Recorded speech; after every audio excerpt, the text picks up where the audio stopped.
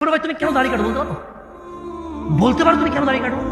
তুমি জানো maybe you look nice, you think like that. তোমার একটা চিন্তা, জাস্ট তোমার একটা ধারণা।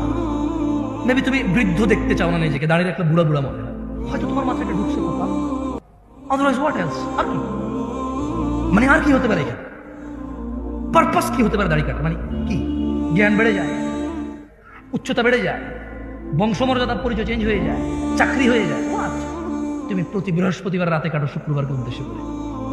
তুমি বিয়েতে যাওয়ার আগের দিন কাটো, তুমি বেড়াইতে যাওয়ার আগের দিন কাটো, তুমি শহরে যাওয়ার আগের দিন কাটো, তুমি বাড়িতে ফেরার দিন কাটো। কেন ভাই? তুমি নিজে জানো। ইন্নাদ-দীনা ইনদাল্লাহিল ইসলাম, আল্লাহর কাছে একমাত্র মনোনীত দিন হচ্ছে ইসলাম।